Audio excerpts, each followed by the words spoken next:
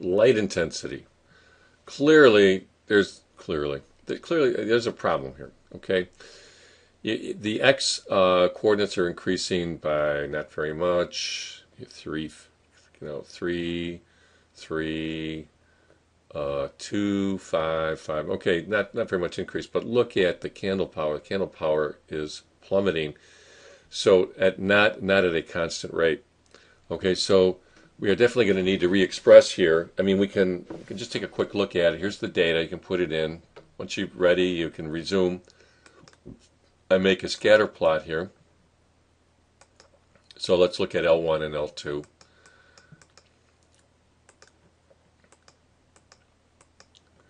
So I'll do a zoom 9.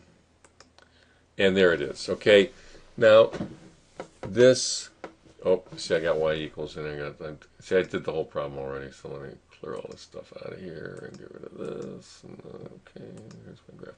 Okay, this looks like a lot of different, it looks logarithmic for one thing. It doesn't look like maybe there's necessarily there's an asymptote on the horizontal axis. It looks like possibly there's a vertical asymptote. As x approaches 0, it looks like y would theoretically approach infinity. So that's what makes it look like it's logarithmic. On the other hand, we're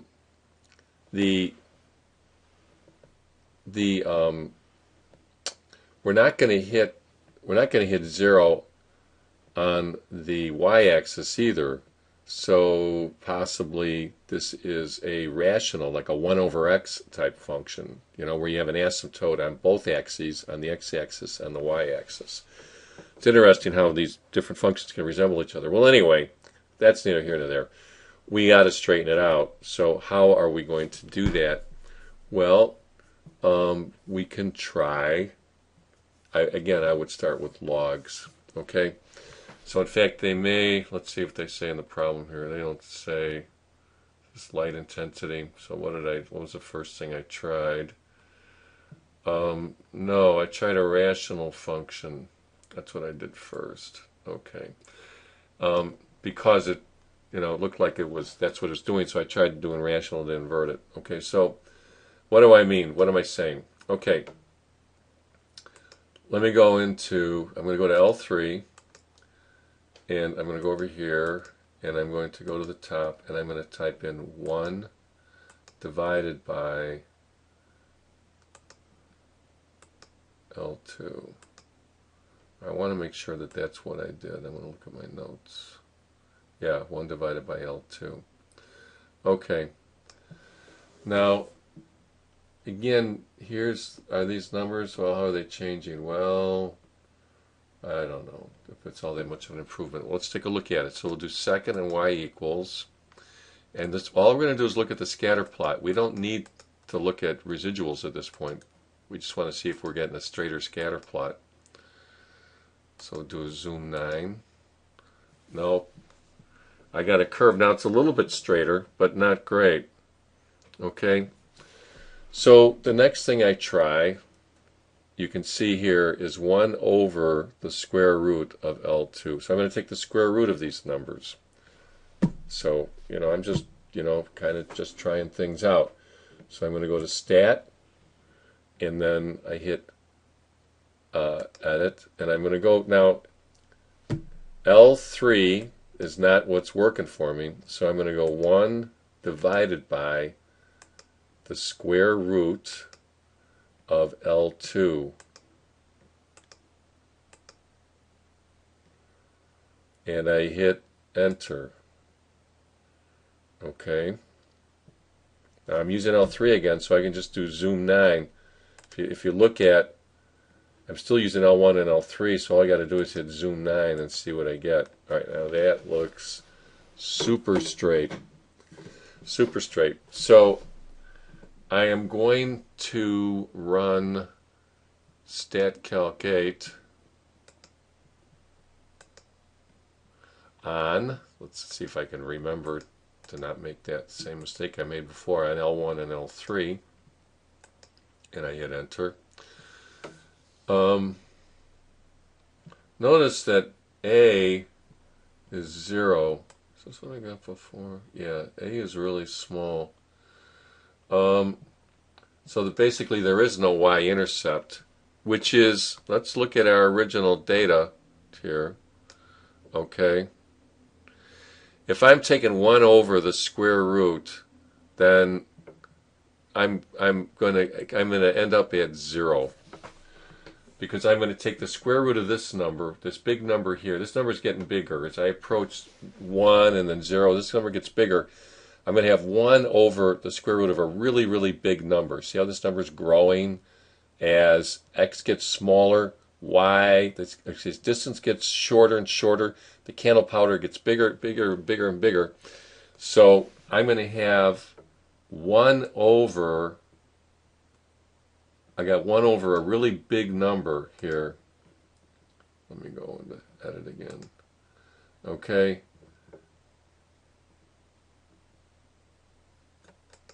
Now let's see if we can pull off our little trick again. So we did 1 over L2 squared. So if we do 1 divided by L3, the square root of, I'm sorry, we did 1 over the square root of L2. So this is what we did in L3. 1 divided by the square root of L2. If I do 1 over L3 squared, I got my YouTube thing back again here, so let me just minimize this. Okay. If I do 1 divided by L3 squared, I should get L2 back. And there it is. Okay, so that's how, so you can do it and you can undo it and blah blah blah. Okay, so let me clear this out, clear, and then enter. Okay, so it's time to look at the residuals. I got a picture of them here, but I'll go ahead and produce them anyway, just to just show you how to do it. Okay, so go to stat plot. Now L1, L3. I'm going to hit second. And then stat for list, 7 for res ID, hit enter, zoom 9. Okay, there's the residuals, and they're, not too terribly awful. Okay, I mean, don't get thrown by the fact that they look like an ellipse or something like that. Okay, this is really, you got one into the line, you go up, down, up, down, up, down. Okay, so, and it's at a regular rate, they're not, expanding or contracting or anything. The residuals are fine. Okay, there's not that many points, so it's very easy for the residuals to look like something. So here's our equation: 1 over the square root of the estimated intensity equals negative effectively 0 plus 0.0217 times the distance in feet. Okay, so we go to y equals, and I'm going to put in the variable vars, and then 5 for statistics, and over to EQ, reg EQ.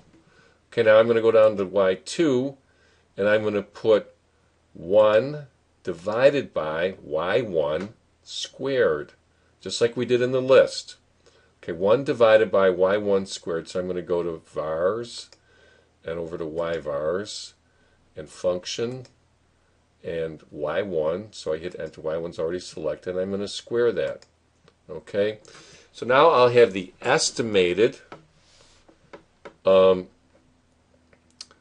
power, so I'm going to do second and table. Okay, and I got them listed here. Okay, yeah, I'm only above, except I'm up to 20. I left it at 28 for some reason. Let me go up to the top. Okay, now let's see what it is at 1. Okay, it's really big. Okay, now at 0, it's 3.26 times 10 to the 8th. Okay, so at 0, at no distance, the candle power, let's see, that's 3 followed by 8 zeros. Okay, what is that? 6 zeros is a million. 300 million candle power. Okay. All right, well, I mean, that's ridiculous because the model, why is that ridiculous? Because 0 is not in the domain of our data, right? We don't have a data value for 0, and there's a good reason why, because you can't measure it, okay? So 0 and 1 are out, okay? That would be extrapolation, even though it doesn't seem like much extrapolation. In fact, it is, okay? So that's a really good example of how extrapolation, is kind of meaningless and everything. Anyway, so here's our estimated candle power for 0. So that'd be the y-intercept. Okay, the y-intercept is like 300 million candle power. Okay, well, we're not going with that. And then the slope, what's the meaning of the slope? So we haven't talked about that much, but what the slope means is that 1 over the square root of the estimated intensity. Okay, that for each 0.0217 increase of distance in feet, that the inverse square root of the estimated intensity, Jesus, I can't remember how to do this. For every increase in distance of 1 foot, the inverse of the square root of the estimated intensity increases by 0.0217 candle power. Okay, I'm forgetting these numbers here refer to the units of the estimated output, not the units of the distance. This is feet. Both of these are measurements of candle power. All right. We all have to review our stuff here. Okay, so here's the stuff from the table. I just printed it out here. Okay. Now let's see what else they ask us. Okay, measure intensity at 1 foot, 2135.6. Okay, 12 feet. You just arrow down to 12. I got it on the tables down there. You can look at it or look at it here. Okay, 14.761. And then 30 feet. Okay, now 30 feet is an extrapolation of 5 feet beyond, so 2.36212. But notice, it really starts, it's approaching 0 or whatever, So anyway, the big drops occur earlier, as you go like a couple feet away, and then it looks like it's cutting out by half or whatever. Okay, so that's that. Now I want to take a quick look. I'm not going to include this in the title. At this puppy business here, okay?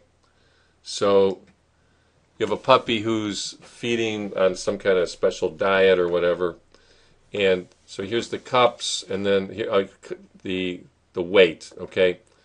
So scatter plot of the data. Now here's the weight. So the weight is being used to estimate how much cups they're eating, and not the other way around. Okay? You'd think it would be the cups would be used to estimate the weight, but no. The weight is the explanatory data, and the food is... But anyway, here's the question. Does it seem reasonable to perform a linear regression to predict the amount of food from the puppy's weight based on this data set? Explain. Well, no. Not the way it is, because it's curved. I mean, anybody can see that it's curved, so it's not... You can't do linear regression on this data. You have to re-express it. Maybe a square root or a log or something like that. Okay? But it won't work the way... That's all you have to do. You have to go and put all the data in your calculator and then run re-expressions and come up with the thing and do scatter plots. And no, you don't have to do any of that stuff. Okay? It's not required. All you do is answer the question. It's very straightforward. Okay. That is that.